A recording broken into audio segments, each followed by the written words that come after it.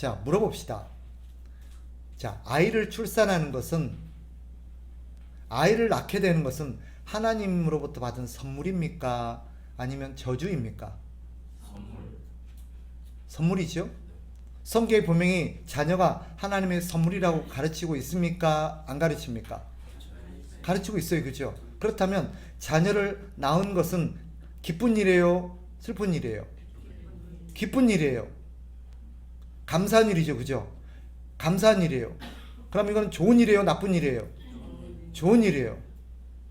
그런데 오늘 본문을 보면 이게 좋은 일처럼 느껴지세요? 안 좋은 일처럼 느껴지세요? 분명히 아이를 출산하게 되면 어떻게 된대요? 부정하게 된대요. 그죠? 아이를 낳는 것은 분명히 하나님의 선물이라고 배웠고, 아이를 낳는 것은 감사한 일이고 좋은 일이고 잔치할 만한 일인데, 아이를 낳는 것이 오늘 본문에 보니까 어떻게 되는 일이에요? 부정해지는 일이에요. 아이를 낳은 여자는 부정한 여자래요. 그래서 정결하게 하는 의식이 필요하대요. 또 아이를 낳아서 부정하게 되는 기한이 있는데, 그 기한이 찰 동안은 하나님 앞에 나갈 수도 없고 예배할 수도 없다는 거예요. 왜요? 부정한 여자이기 때문에. 이거 어떻게 이해해야 될까요? 자, 아이를 낳은, 우리가 지금까지 배우고 이해하고 있는 바로도 하면, 아이를 낳은 여인이 좋은 여인이에요? 못 낳은 여인이 좋은 여인이에요? 그죠? 오히려 우리가 많은 성경에 보면 아이를 못 낳을 경우 오히려 여인들이, 그죠? 죄인 취급을 받고 하나님 앞에 벌을 받은 것 같고 그렇게 여겨지는 문화였잖아요. 그런데 오늘 본문은 정말 이 모든 걸 깨뜨리는 것 같아요. 아이를 낳은 여인이 부정하게 된다는 거예요. 마치 아이를 낳은 것이 죄인 양. 이걸 어떻게 해야 되느냐? 왜 아이를 낳은 것이 부정하게 여겨지는가? 이것은 아이를 낳은 자체에 문제가 있는 게 아니라 아이를 낳게 되는 이 출산 과정에서 흘리게 되는 피 때문입니다. 피가 바로 부정하게 여겨지는 문제인 것입니다. 출산 자체가 문제가 아니고, 출산이 죄를 짓는 거라든지 나쁜 거라든지 하나님 앞에 저주받은 거라든지 죄에 대한 결과라는 게 아니고, 그 과정 속에서 흘리는 피가 문제가 되는 거예요. 자, 이렇게 죄를 짓기 전에도 인간이 타락하기 전에도 출산하는 것은 있었을까요? 없었을까요? 있었어요. 심지어 하나님이 아담과 하와를 만드시고 그들에게 뭐라고 복을 주셨어요? 너희는 생육하고 번성해서 땅에 충만해라 라고, 이게 주신 복이었어요. 그러니까 아이를 낳는 것은 하나님이 주신 복이었어요. 그죠? 그럼 아이를 낳는 것은 하나님의 복을 받은 것이고, 그것은 하나님의 복이 우리의 삶에 베풀어진 결과물이에요. 그러니까 아이를 낳았을 때는 이건 축제고 하나님 앞에 복을 받은 거고, 감사하고 찬양하고 영광을 돌려야 될 일이에요. 그런데 오늘 본문에는 왜 이것이 부정한 일이 되어버렸냐? 무슨 일이 발생한 거예요? 바로 죄 때문에 피가 흘려지는 일이 발생한 거예요. 만약에 우리가 죄를 짓지 않았다면, 그래서 타락하지 않았다면 아이를 낳았을까요? 안 낳았을까요? 그래도 낳았을 거예요.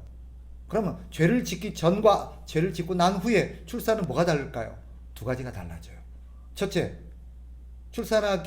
죄로 인해서 출산하기 전과 후가 달라지는 점 하나 뭐예요? 고통이 동반된다는 것입니다.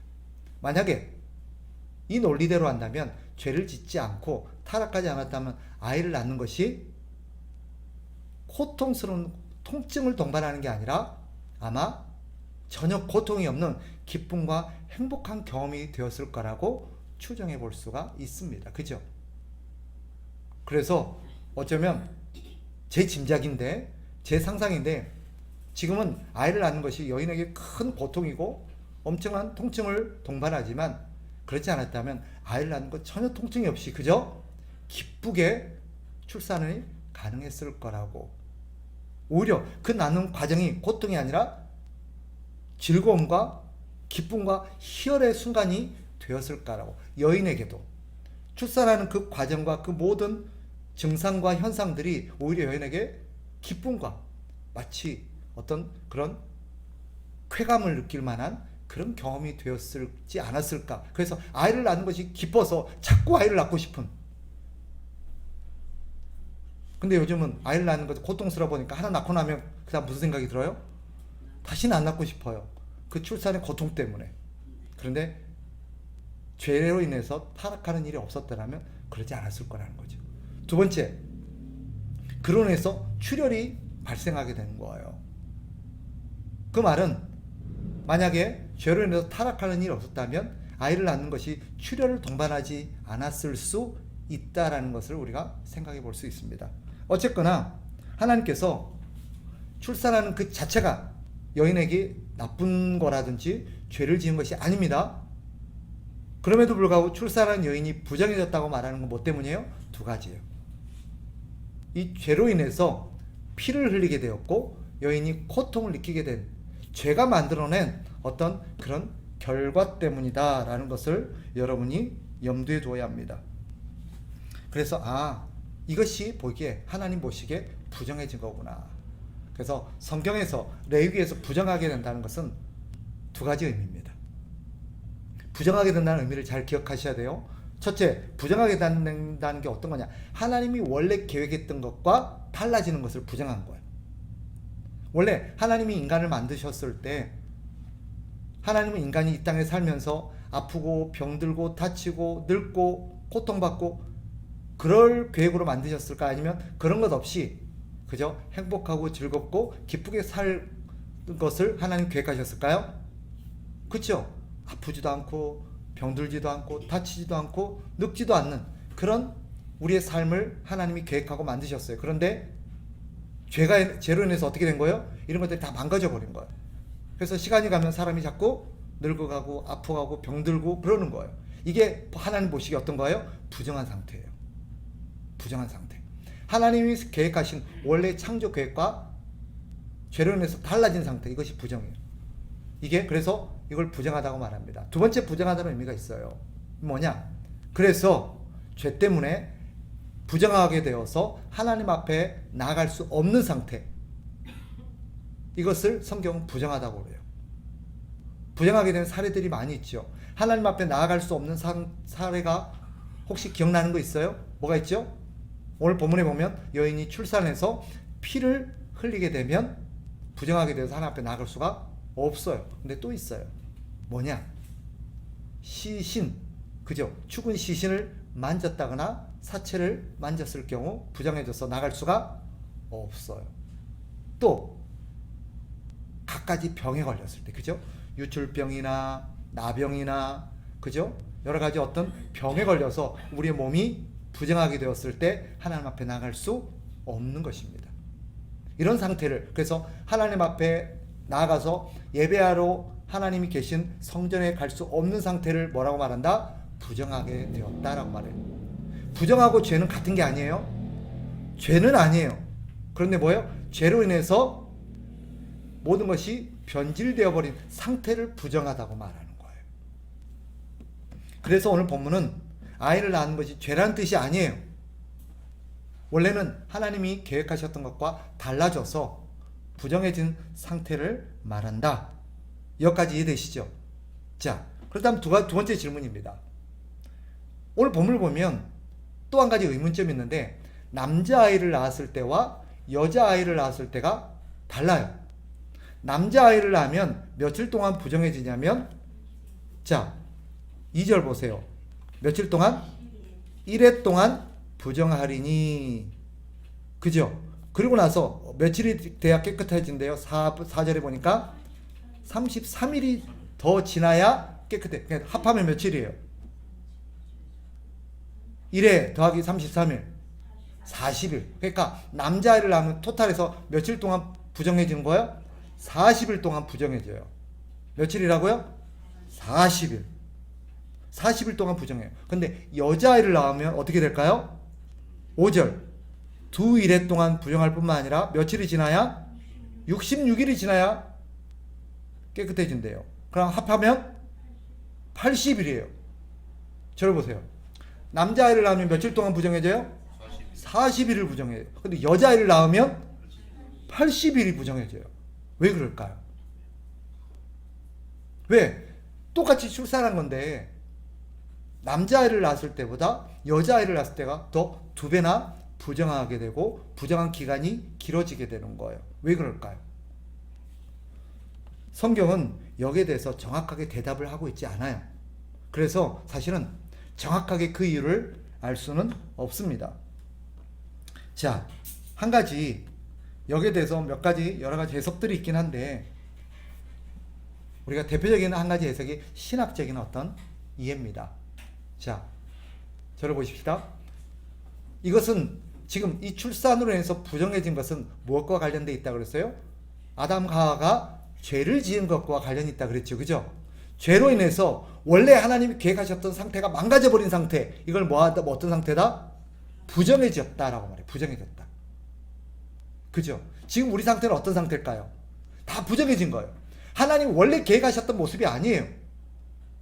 지금 보세요. 우리 권사님들 원래 하나님의 계획대로라면 지금 이제 70이 돼도 원래 막 그냥 그죠? 예쁘고 젊고 막 건강하고 막 날라다녀야 돼요. 그런데 지금 어때요? 그죠? 아이고 아이고 소리가 절로 나와요. 앉았다 일어날 때만 해도 아이고 아이고 소리가 나와요. 이건 지금 뭐한 상태예요? 부정해진 거예요. 하나님 원래 계획했던 상태가 아니에요. 물론 우리가 늙어지고 아파지고 이런 게 죄는 아니죠. 그죠? 하지만 하나님의 계획과는 왜 이런 일이 벌어졌어요? 죄 때문에. 아담과 하와가 죄를 지어서 부정해진 거예요. 그런데 아담이 먼저 죄를 지었을까요? 하와가 먼저 죄를 지었을까요? 자, 죄가 뭐예요? 죄를 지은 게 하나님이 먹지 말라고 한 선악을 아는 열매를 먹은 거예요. 자, 여자가 먼저 먹고 남자한테 줬어요? 남자가 먼저 먹고 여자한테 줬어요? 그러니까 누가 주범이에요? 여자가 주범이에요. 누가 먼저 죄를 지었어요? 여자가 죄를 지었어요. 그러니까 이 땅에 죄를 지는데 먼저 어떤 죄에 영향을 끼치고 먼저 죄를 지은 존재가 여인이에요. 여인이에요. 그래서 사실상 이 죄에 대한 어떤 책임이나 이런 것들이 누가 더 커요? 사실은 여자가 더 커요. 그래서 이것과 지금 이 사건이 아담과 하와의 죄와 연결이 됐다고 봤을 때 남자가 먼저 죄를 지은 게 아니라 여자가 먼저 죄를 지었기 때문에 여자에 대한 훨씬 책임이 크다라는 의미에서 여자아이를 낳았을 경우는 하나님 보시기에 훨씬 더 2배나 부정한 존재로 간주가 되는 것이 아닌가라고 해석하는 입장이 있습니다. 물론 의학적으로 이렇게 보는 분도 있어요. 저는 잘 몰라요. 우리 출산해 보신 분들이 더 잘 알 것 같은데 남자아이를 낳았을 때보다 여자아이를 낳았을 때 훨씬 출혈의 정도가 많고 몸에 어떤 더 무리가 데미지 어떤 리스크가 더 많이 발생해서 남자아이에 비해서 여자아이를 낳았을 때 훨씬 몸을 요양하고 추스려야 될 기간이 더 많이 필요하다라고 뭐 의학적으로 말하는 분도 있습니다. 그게 사실인지 모르겠어요. 어떠세요? 경험을 해보니까 그래요? 똑같죠, 그죠? 네, 그래서 사실 대부분 오늘 본문에 왜 여자를 낳으면 남자보다 2배나 더 부정하지? 남자를 낳으면 40일 동안 그러고 보니까 이 40일이라는 기간은 항상 성경에서 많이 강조되고 있어요. 40 하니까 뭐가 기억나요? 40일 금식도 있고 또 40년 동안 다시 40일 동안 특세 40일 동안 금식한 것도 있지만 40일 동안 정탐했던 것도 기억나요? 그래서 40일을 1년으로 환산해서 40년 동안 광야에서 그죠? 그런 40일이라는 것은 사실은 어떻게 봤을 때 성경에서 아주 중요하게 여겨지는 근데 죄로 인해서 인간들이 다스려지는 기간을 상징하는 게 40일이에요. 40년, 400년 사자가 그래요. 40일도 그랬고 40년도 광야에서 인간들이 죄로 다스려지는 기간이었도 있죠. 맞죠? 또 400년 애굽에서 이스라엘 백성들이 다스려지는 기간이 400년이었어요. 그러니까 40일, 40년, 400년은 하나님이 인간의 죄를 다스리고 그들을 통제하는 기간이다라고 상징되어집니다. 그래서 오늘 본문의 40일은 바로 그 죄로 부정하게 된 인간이 다시 죄의 지배 아래에서 다스려지는 통제되는 시간이다 라고 해석이 되는 것입니다. 이해되시죠? 근데 왜 남자는 며칠? 40. 근데 여자는 40일이 2번 80일이에요. 왜 여자가 더 부정하게 다루어진다? 여자가 주범이기 때문에. 여자가 주범이기 때문에. 여자가 먼저 죄를 지었기 때문에 라고 신학적으로는 해석을 하고 있습니다. 자, 어쨌거나 그래서 이 출산을 성경은 부정한 것으로 다루고 있고 또 남자와 여자의 부정 기간이 다르구나 하는 것을 우리가 이제 알게 되었습니다. 그런데 성경은 부정한 것으로 끝나요? 아니면 이것이 다시 정결하게 되는 길이 있다라고 말해요? 예, 6절부터 보면 1절부터 5절까지는 사람이 부정하게 되는 그리고 부정 기간에 대해서 다루고 있지만 6절부터 8절까지는 그 사람이 다시 정결하게 되는 방법에 대해서 가르치고 있어요. 어떻게 정결하게 된대요? 제물을 통해서. 대속의 제물과 피를 통해서 정결하게 된다는 걸 가르쳐요. 그러니까 사람은 죄로 인해서 부정하게 된 존재예요. 그래서 부정하게 됨으로 인해서 어떤 일이 발생했다고요? 2가지. 고통이 와요. 고통이 발생해요. 또 뭐요? 하나님 앞에 나갈 수 없는 존재가 되어버렸어요. 이게 부정한 상태예요. 죄가 만들어 놓은 결과예요. 그게 우리예요. 그게 인간이에요. 그런데 그렇게 끝나버렸어야 될 인간이 정결하게 되는 방법이 생긴 거예요. 어떻게? 그렇죠. 대속의 피로, 어린 양의 대속의 피로 말미암아 정결하게 되는 방법이 자 그럼 이제 알게 됐어요. 정결하게 된다는 건 무슨 뜻이에요?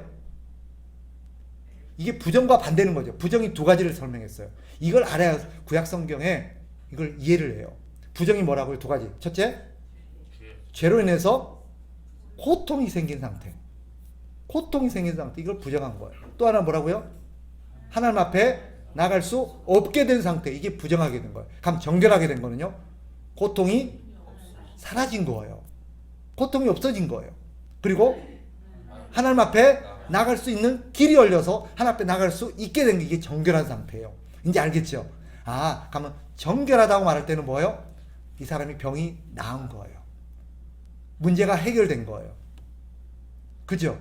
그리고 이제는 하나님 앞에 나갈 수 있게 된 거예요. 이게 정결한 거예요. 어떻게 가능해요? 어린 양의 피로 인해서. 그래서 그러고 보니까 오늘 본문이 단순히 출산의 문제만을 다루고 있는 게 아니었다는 걸 알게 돼요. 출산의 문제는 죄가 빚어놓은 여러 가지 문제 중에 한 가지였어요. 그런데 죄는 이 출산의 문제뿐만 아니라 인간의 전반적인 모든 문제를 다 망가뜨려 놨어요. 부정하게 만들었어요. 그래서 인간의 삶에 고통이 생긴 거예요. 고통도 많죠, 그죠? 병으로 인한 고통도 있지만 마음의 고통도 있잖아요. 이 모든 게 뭐 때문이에요? 죄 때문이에요. 그런데 정결하게 되면 무슨 일이 벌어질까요? 이 땅의 모든 고통이 사라지는 거예요. 해결되는 거예요. 그리고 어떻게 된다고요? 하나님 앞에 나아갈 수 있게 되는 거예요. 하나님과 함께 할 수 있게 되는 거예요. 죄인은 하나님을 만날 수 있어요? 없어요? 없어요. 그런데 정결하게 되어서 죄가 없어짐으로써 하나님을 만날 수 있는 거, 그 길이 열렸다라는 거예요. 어떻게? 어린 양의 피로 인해서. 그 어린 양이 누구세요? 오늘 본문이 바로 그걸 가르치는 거예요. 우리가 그런 존재였는데 예수님의 대속의 피로 인해서 우리는 이제 깨끗하게 되어서 정결하게 되었다라는 것을 우리에게 가르칩니다. 그러니까 여기서 말하는 40일, 80일은 바로 우리 주님이 우리를 구원하시고 이 문제를 해결하시기까지 우리가 기다렸던 기간이다라고 해석할 수 있겠지요. 그죠? 그죠? 이해되죠? 그래서 오늘 본문은 바로 죄가 만들어낸 인간의 문제들, 대표적으로 출산의 문제를 다루고 있지만 죄가 인간의 삶에 만들어놓은 결과, 참혹한 결과가 뭐다? 부정해진 거예요. 그런데 어린 양의 피가 우리를 다시 어떻게 했다? 깨끗하게, 다른 말로 정결하게 만들었다. 그래서 우리가 모든 문제가 해결되어지고 다시는 고통이 없는 그런 상태가 될 것이다. 그리고 우리는 하나님과 함께 교제하며 하나님과 함께 살게 될 것이다 라는 것을 오늘 본문이 가르치고 있는 거예요. 그럼 지금 우리는 어떤 상태에 있을까요? 지금은 우리는 부정한 상태예요? 정결하게 된 상태예요? 우리는 정결하게 된 상태예요. 그런데 정결이 되었지만 아직 완성은 안 된 상태예요. 완성을 기다리고 있고 완성을 향해서 가고 있어요. 네. 이 땅의 문제가 완전히 해결되진 않았지만 해결되고 있고 우리 주님 완전히 해결하실 날이 올 거예요. 이게 언제 끝나요? 주님이 다시 오시면. 그때까지 우리는 점점 정결해지고 있어요. 네. 정결해지고 있어요. 그리고 우린 주님과 1년 360을 항상 함께 하지는 못하지만 주님과 함께하는 시간들이 점점 많아지고 있고 할 수 있어요. 그래서 믿음이 점점 거룩해지고 깨끗해지고 정결해지는 사람의 특징이 뭐냐? 고통이 점점 없어져 가요. 하나님 마음에 평강을 주시거든요. 또 한 가지 뭐예요? 하나님과 가까이 하는 시간이 많아져요. 많아져요. 그런 거 같지, 그죠? 우리 권사님들도 세월을 흘러서 믿음이 점점 성숙해지고 우리가 더 거룩해지는 순간 나타나는 특징이 뭐예요? 옛날보다 걱정, 근심이 좀 덜해져요. 없진 않아요. 그런데 옛날에는 조금만 문제가 생겨도 어땠어요? 막 죽을 것 같았어요. 세상 다 끝난 것 같고 막 이제는 뭐 끝났다. 맨날 아이고 맨날 죽겠다 입이 이랬는데 이제는 아이고 살겠다. 이유가 있지, 그죠? 또 한 가지 뭐예요? 옛날에 비해서 하나님과 가까이 하는 시간이 점점 많아지는 거예요. 어디가 더 좋아요?